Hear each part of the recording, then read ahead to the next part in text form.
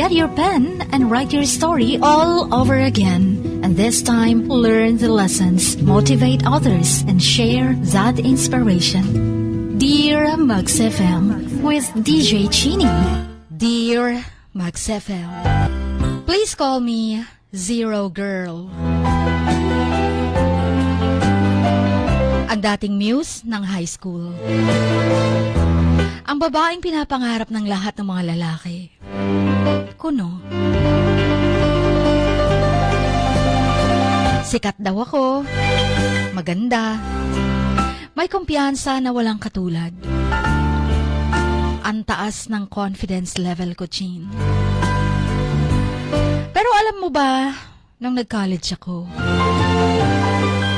biglang nawala yung lahat ng confidence na yon. Ewan ko ba kung bakit. Madaming nanligaw, pero parang wala akong nagustuhan. Feeling ko noon wala akong puso. Kasi hindi ko man lang makuhang mag-appreciate ng mga kalalakihan. Kaya no boyfriend since birth. Zero feelings, zero attachment, zero regrets. Kaya itago niyo ko sa Zero Girl na name. But fast forward, sa college na ako. Nakilala ko si Koy. Siya yung kabaliktaran ng malalaking nakilala ko noon. Dark-skinned, hindi galing sa mayaman na pamilya. Sabi nga, baduy. Hindi marunong mag-ayos sa sarili, pero matalino. Seryoso sa buhay. Laking bundok, pero marunong namang makisama. Kaya may kakaiba sa kanya. Yun ang nakita ko. May spark sa mata niya na hindi ko maipaliwanag. Mabait kasi siya, Chin. As in, sobrang bait.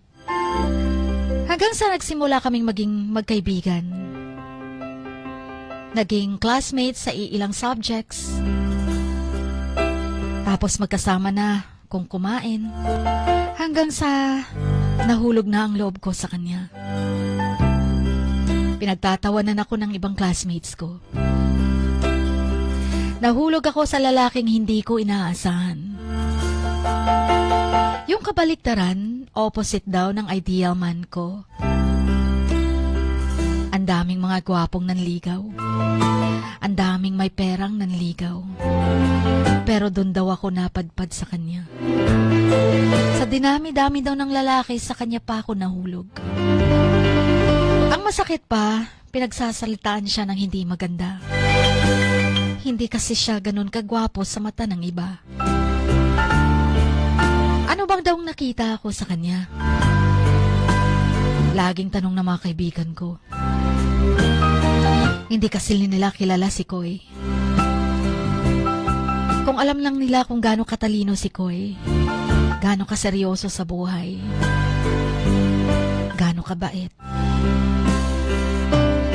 Higit pa sa kagwapuhan ng mga lalaking nanligaw. Sa tuwing kasama ko si Koy, ramdam ko na ako lang ang importante sa mundo niya.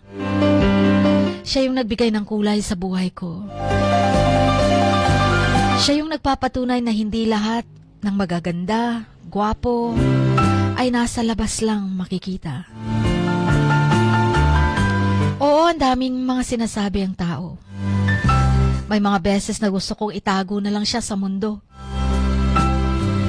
May mga beses na nadi-discourage ako. May mga beses na naapektuhan ako. Pero ni minsan, hindi ko naisip na hiwalayan siya.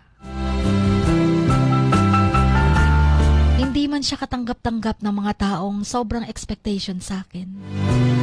Dahil kesyo, hindi daw kami bagay sa isa't isa. Pero ang pagmamahal niya, yung simplisidad niya, yung pagtanggap niya sa akin, yung pagdamay niya sa akin at parang ang mature-mature niya ng mag-isip. At nakukumbinsi akong pagpatuloy sa buhay.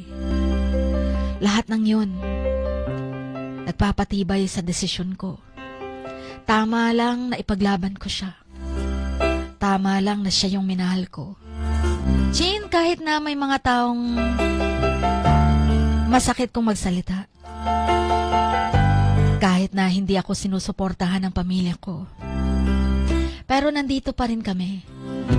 Kahit na may mga beses na gusto na naming sumuko.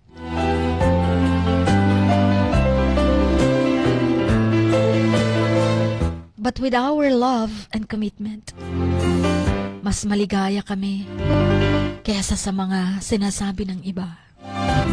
Fast forward. Umabot kami ng 7 years. Nag-propose si Koy sa akin. Total, marami na daw kaming naipon. May kanya-kanya na rin kaming stable job. Pero ang mas nagugustuhan ko kay Koy, dahil sa naiisip niya mga sinasabi ng tao na hindi siya bagay sa beauty ko, nag-umpisa siyang mag-improve sa sarili niya. Marunong na siyang magdamit. Marunong na ika nga, magpapogi. Hindi na rin siya yung dating sobrang dark skin na mula sa bundok na inaapi ng karamihan. At least nag-a-adjust siya para sa akin. Para hindi din ako ma-discourage daw sa kanya. Nakangiti lang ako habang nakikinig sa kanya.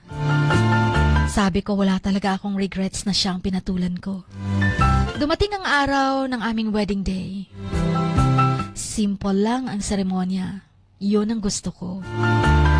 Gusto ni Koy na bigyan ako ng marangya, garbong kasal, pero hindi ko gusto. Sabi ko basta puno lang ng pagmamahal at saya.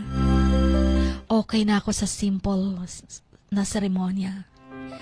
At of course, nangingiyak-ngiyak akong naglalakbay sa aisle.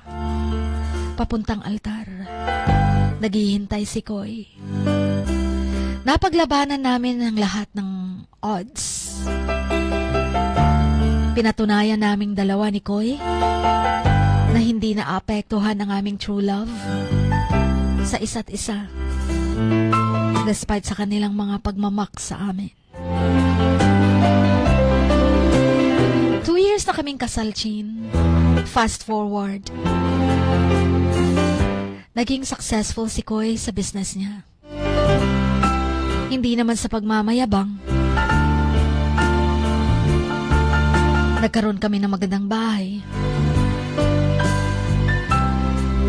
Ang goals ni Koy, maging milyonaryo, kasama kami ng mga anak niya.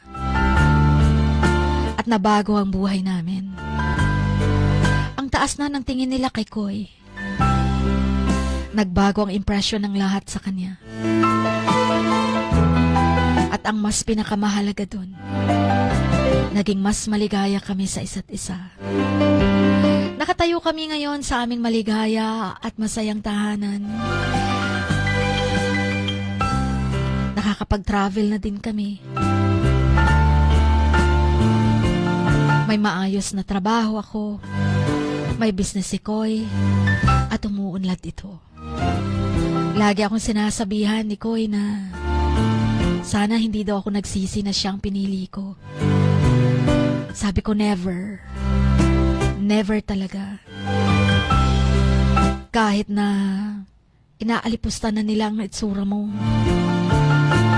Kahit ang tingin nila sa'yo monster.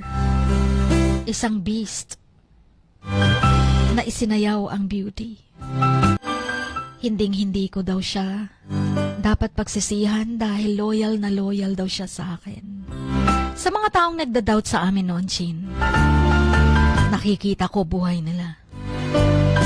Mga taong nang-aapi kay Koy, hanggang dun na lang sila. Wala pa ring sigla, wala pa ring improvement ang buhay nila. Kaya yung mga nanlait kay Koy noon, sorry na lang kayo. Dahil mas masaya kami at mas maunlad kami. Yun na lang ang sweet revenge ko. Walang kulay, walang estado sa buhay, wala sa itsura. Ang pagmamahal, Kung mahal mo, ay siyang mahal mo talaga. Ngayon, ang dating zero girl noon, naging zero sa mga lalaking mayayabang. Zero attachments and feelings sa mga manliligaw na gwapo kunyari, mayaman kunyari, pero wala namang puso. Nagpapasalamat ako kay God na si Koy ang binigay niya sa akin. Nagpapasalamat ako at hindi ako naging mapili. Dahil kung nagpapaapekto ako sa mga sinasabi ng ibang tao at isinuko ko si Koy, hindi sana magiging masaya ang puso ko ngayon.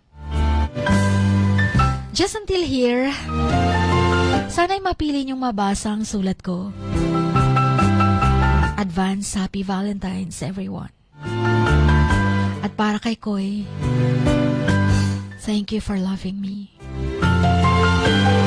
I may be the beauty and you are the beast, but I found the prince in you. I love you so much, Koy. Until forever. Ang inyong kamaks, lubos na gumagalang. Zero girl.